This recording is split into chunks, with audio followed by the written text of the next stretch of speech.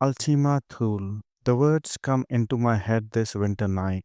That is why I write down the story as I know it of a little old friend. I used to see him first in Kensington Gardens, where he came in the afternoons accompanied by a very small girl. One would see them silent before a shrub or flower, or with their heads inclined to heaven before a tree, or leaning above water and the ducks, or stretched on their stomachs watching a beetle, or on their backs watching the sky. Often they would stand holding crumbs out to the birds, who would perch about them and even drop on their arms little white marks of affection and esteem. They were admittedly a noticeable couple. The child, who was fair haired and elfin like, with dark eyes and pointed chin, wore clothes that seemed somewhat hard put to it. And if the two were not standing still, she went along pulling at his hand, eager to get there. And since he was a very little light old man, he seemed always in advance of his feet. He was garbed, if I remember, in a davendy brown overcoat and broad brimmed soft grey hat, and his trousers, what was visible of them, were tucked into half length black gaiters which tried to join with very old brown shoes. Indeed, his costume did not indicate any great share of prosperity, but it was his face that riveted attention. Thin, cherry red, and wind dried as old wood, it had a special sort of brightness with its spikes and waves of silvery hair and blue eyes that seemed to shine. Rather mad, I used to think, standing by the rails of an enclosure, with his whispered lips pursed and his cheeks drawn in till you would think the wind might blow through them. He would emit the most enticing trills and pipings, exactly imitating various birds. Those who rouse our interest are generally the last people we speak to, for interest seems to set up a kind of special shyness. So it was long before I made his acquaintance. But one day by the Serpentine, I saw him coming along alone, looking sad, but still with that queer brightness about him. He sat down on my bench with his little dried hands on his thin little knees and began talking to himself in a sort of whisper. Presently, I caught the words, God cannot be like us, and for fear that he might go on uttering such precious remarks that were obviously not intended to be heard, I had either to go away or else address him. So, on an impulse, I said, Why? He turned without surprise. I have lost my landlady's little girl, he said, dead and only 7 years old. That little thing I used to watch you. Did you? Did you? I'm glad you saw her. I used to see you looking at flowers and trees and those ducks. His face brightened wistfully. Yes, she was a great companion to an old man like me. And he relapsed into his contemplation of the water. He had a curious, precise way of speaking that matched his picturesque little old face. At last, he again turned to me those blue, youthful eyes that seemed to shine out of a perfect little nest of crow's feet. We were great friends, but I couldn't expect it. Things don't last, do they? I was glad to notice that his voice was getting cheerful. When I was in the orchestra at the Harmony Theatre, it never used to occur to me that someday I shouldn't play there anymore. One felt like a bird. That's the beauty of music, sir. You lose yourself like that blackbird there. He imitated the note of a blackbird so perfectly that I could have sworn the bird started. Birds and flowers, wonderful things, wonderful. Why, even a buttercup. He pointed at one of those little golden flowers with his toe. Did you ever see such a marvelous thing? And he turned his face up at me, and yet somebody told me once that they don't agree with cows. Now, can that be? I'm not a countryman, though I was born at Kingston. The cows do well enough on them, I said, in my part of the world. In fact, the farmers say they like to see buttercups. I'm glad to hear you say that. I was always sorry to think they disagreed. When I got to go up, he rose too. I take it as very kind of you, he said. to have spoken to me. The pleasure was mine. I'm generally to be found hereabouts in the afternoons, anytime you like a talk. Delighted, he said, delighted. I make friends of the creatures and flowers as much as possible, but they can't always make us understand. And after we had taken off our respective hats, he reseated himself with his hands on his knees. Next time I came across him standing by the rails of an enclosure and in his arms an old and really wretched looking cat. I don't like boys, he said without preliminary of any sort. What do you think they were doing to this poor old cat? Dragging it dragging it along by a string to drown it? See where's it cut into the fur. I think boys despise the old and weak. He held it out to me. At the ends of those little sticks of arms, the beast looked more dead than alive. I had never seen a more miserable creature. I think a cat, he said, is one of the most marvelous things in the world. Such a depth of life in it. And as he spoke, the cat opened its mouth as if protesting at that assertion. It was the sorriest looking beast. What are you going to do with it? Take it home. It looks to me as if it might die. You don't think that might be more merciful? It depends. It depends. I shall see. I fancy a little kindness might do a great deal for it. It's got plenty of spirit, I can see from its eye. May I come along with you a bit? Oh, he said, delighted. We walked on side by side, exciting the derision of nearly everyone we passed. His face looked so like a mother's when she is feeding her baby. You'll find this'll be a quite different cat tomorrow, he said. I shall have to get in, though, without my landlady seeing. A funny woman. I have 2 or 3 strays already. Can I help in any way? Thank you, he said. I shall ring the area bell, and as she comes out below, I shall go in above. She'll think it's boys. They are like that. But doesn't she do your rooms or anything? A smile puckered his face. I have only one. I do it myself. Oh, it never do to have her about, even if I could afford it.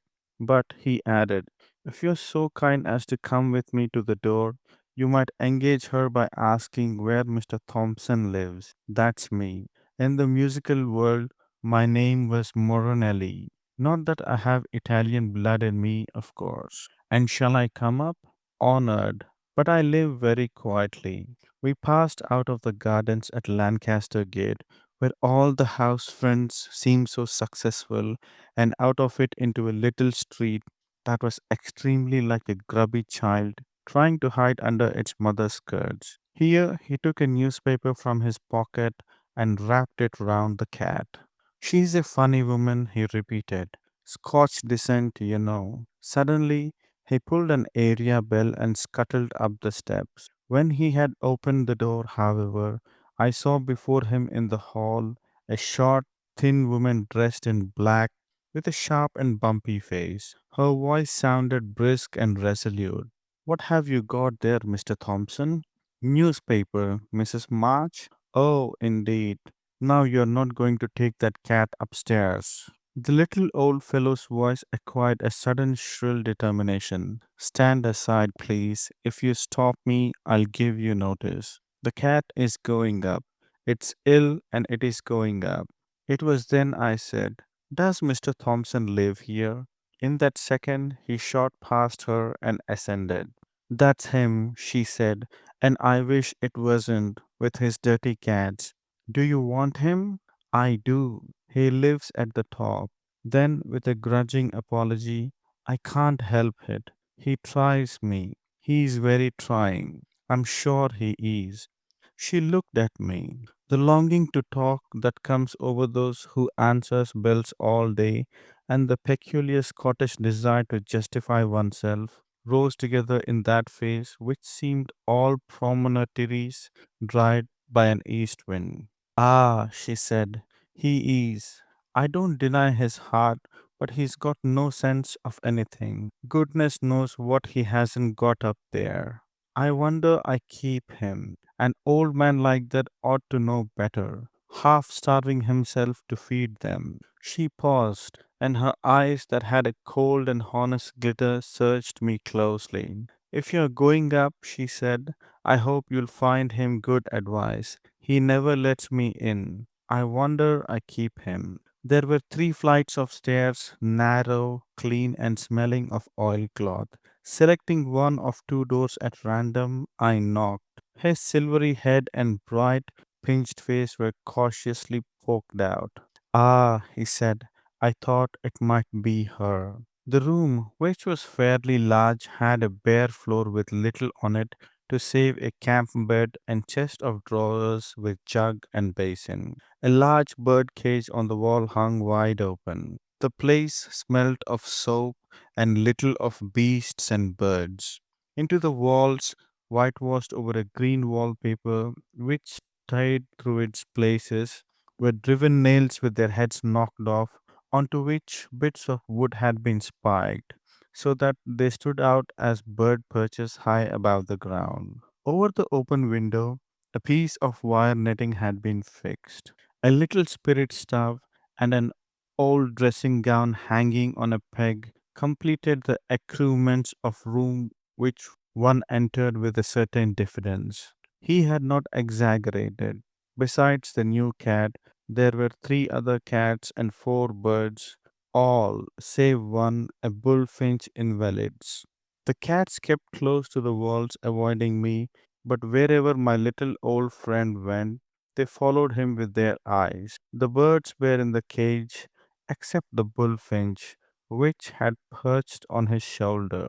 How on earth, I said, do you manage to keep cats and birds in one room? There is danger, he answered, but I have not had a disaster yet. Till their legs or wings are mended, they hardly come out of the cage, and after that, they keep up on my perches. But they don't stay long, when they are once well. That wire is only put over the window while they are mending. It'll be off tomorrow for this lot. And then they'll go? Yes, the sparrow first, and then the 2 thrushes. And this fellow? Ask him, he said. Would you go, bully? But the bullfinch did not deign to answer. And were all those cats too in trouble? Yes, he said. They wouldn't want me if they weren't. Thereupon he began to warm some blue looning milk, contemplating the new cat, which he had placed in a round basket close to the little stove, while the bullfinch sat on his head. It seemed time to go.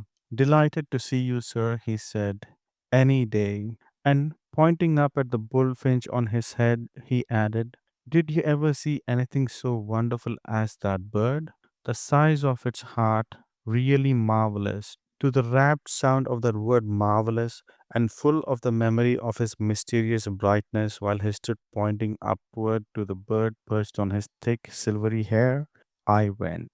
The landlady was still at the bottom of the stairs and began at once. So you found him. I don't know why I keep him. Of course, he was kind to my little girl. I saw tears gather in her eyes. With his cats and his birds, I wonder I keep him. But where would he go? He's no relations and no friends, not a friend in the world, I think. He's a character, lives on air feeding them cats. I have no patience with them eating him up. He never lets me in. Cats and birds, I wonder I keep him. Losing himself for those rubbishy things. It's my belief he was always like that, and that's why he never got on. He's no sense of anything. And she gave me a shrewd look, wondering, no doubt, what the deuce I had come about. I did not come across him again in the gardens for some time, and went at last to pay him a call. At the entrance to a mews just round the corner of his grubby little street, I found a knot of people collected round one of those bears that are sometimes led through the less conspicuous streets of our huge towns. The yellowish beast was sitting up in deference to his master's nod, uttering little grunts and moving its uplifted snout from side to side in the ways bears have. But it seemed to be extracting more amusement than money from its audience. Let your bear down off its hind legs, and I'll give you a penny. And suddenly I saw my little old friend under his flopping grey hat amongst the spectators, all taller than himself. But the bear's master only grinned and prodded the animal in the chest. He evidently knew a good thing when he saw it. I'll give you 2 pence to let him down. Again the bear man grinned. More, he said, and again prodded the bear's chest. The spectators were laughing now. 3 pence, and if you don't let him down for that, I'll hit you in the eye. The bear man held out his hand. All right, he said, 3 pence, I let him down. I saw the coins pass and the beast dropping on his 4 feet. But just then, a policeman coming in sight, the man let his bear off, and I was left alone with my old friend. I wish I had that poor bear, he said. I could teach him to be happy. But even if I could buy him, what could I do with him up there? She's such a funny woman. He looked quite dim but brightened as we went along. A bear, he said, is really an extraordinary animal. What wise little eyes he has. I do think he's a marvelous creation. My cats will have to go without their dinner, though. I was going to buy it with that 3 pence. I begged to be allowed the privilege. Willingly, he said. Shall we go in here? They like cod's head best. While we stood waiting to be served, I saw the usual derisive smile pass over the fishmonger's face. But my little old friend by no means noticed it. He was too busy looking at the fish. A fish is a marvelous thing when you come to think of it, he murmured. Look at its scales. Did you ever see such mechanism? We bought 5 cod's heads, and I left him carrying them in a bag, evidently lost in the anticipation of 5 cats eating them. After that, I saw him often, going with him sometimes to buy food for his cats, which seemed ever to increase in numbers. His talk was always of his strays and the marvels of creation, and that time of his life when he played the flute at the Harmony Theatre. He had been out of a job, it seemed, for more than 10 years, and when questioned, only sighed and answered, Don't talk about it, please. His bumpy landlady never failed to favor me with a little conversation. She was one of those women who have terrific consciences and terrible grudges against them. I never get out, she would say. Why not? Could not leave the house. It won't run away. But she would look at me as if she thought it might and repeat, Oh, I never get out. An extremely Scottish temperament. Considering her descent, however, she was curiously devoid of success, struggling on apparently from week to week, cleaning and answering the bell, and never getting out, and wondering why she kept my little old friend. Just as he struggled on from week to week, getting out and collecting strays, and discovering the marvels of creation and finding her a funny woman. Their hands were joined, one must suppose, by that dead child. One July afternoon, however, I found her very much upset. He had been taken dangerously ill 3 days before. There he is, she said. Can't touch a thing. It's my belief he's done for himself, giving his food away all these years to those cats of his. I shoot them out today, the nasty creatures. They won't get in again. Oh, I said, you should not have done that. It'll only make him miserable. She flounced her head up. Oh, she said, I wonder I have kept him all this time, with his birds and his cats dirtying my house. And there he lies, talking gibberish about them. He made me write to a Mr. Jackson of some theater or other. I have no patience with him. And that little bullfinch all the time perching on the pillow, the dirty little thing. I'd have turned it out too, only it wouldn't let me catch it. What does the doctor say? Double pneumonia. Caught it getting his feet wet after some stray. I'll be bound. I'm nursing him. There has to be someone with him all the time. He was lying very still when I went up, with the sunlight falling across the foot of his bed and sure enough, the bullfinch perching on his pillow. In that high fever, he looked brighter than ever. He was not exactly delirious, yet not exactly master of his thoughts. Mr. Jackson, he'll be here soon, Mr. Jackson. He'll do it for me. I can ask him if I die. A funny woman, I don't want to eat. I'm not a great eater. I want my breath, that's all. At sound of his voice, the bullfinch fluttered off the pillow and flew round and round the room as if alarmed at something new in the tones that were coming from its master. Then he seemed to recognize me. I think I'm going to die, he said. I'm very weak. It's lucky there's nobody to mind. If only he'd come soon, I wish. And he raised with feeble excitement, I wish you'd take that wire off the window. I want my cats. She turned them out. I want him to promise me to take them and Bully Boy and feed them with my money when I'm dead. Seeing that excitement was certainly worse for him than cats, I took the wire off. He fell back quite at once, and presently, first one and then another cat came stealing in, till there were 4 or 5 seated against the walls. The moment he ceased to speak, the bullfinch too came back to his pillow. His eyes looked most supernaturally bright, staring out of his little withered up old face at the sunlight playing on his bed. He said just audibly, did you ever see anything more wonderful than that sunlight? It's really marvelous. After that, he fell into a sort of doze or stupor, and I continued to sit there in the window, relieved, but rather humiliated that he had not asked me to take care of his cats and bullfinch. Presently, there came the sound of a motor car in the little street below, and almost at once the landlady appeared. For such an abrupt woman, she entered very softly. Here he is, she whispered.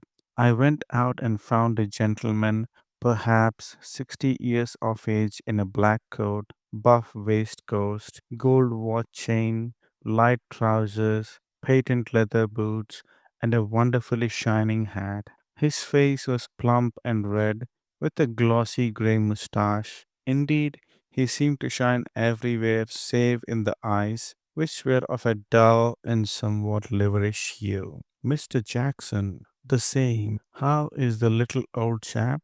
Opening the door of the next room, which I knew was always empty, I beckoned Mr. Jackson in. He is really very ill. I'd better tell you what he wants to see you about. He looked at me with that air of, you can't get at me, whoever you may be, which belongs to the very successful. Righto, he said, well, I described the situation. He seems to think, I ended, that you'll be kind enough to charge yourself with his trace in case he should die.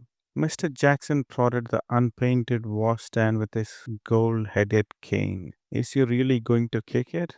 I'm afraid so. He's nothing but skin, bone, and spirit as it is.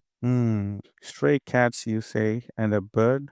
Well, there's no accounting. He was always a cracky little chap. So that's it.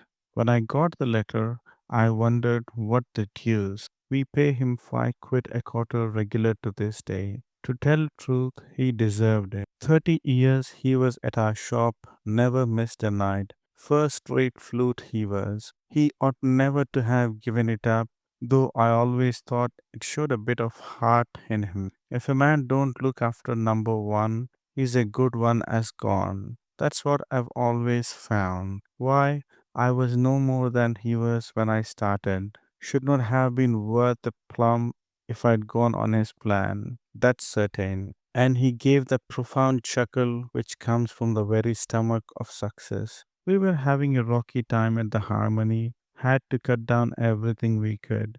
Music, well, that came about first. Little old Moronelli, as we used to call him, old Italian days before English names came in. You know, he was far the best of the flutes. So I went to him and said, look here, Moronelli, which of these other boys had better go? Oh, he said, I remember his funny little old mug now. Has one of them to go, Mr. Jackson? Timinisa, that was the elder. His wife and family, and Smitoni. Smith, he's only a boy. Times are bad for flutes.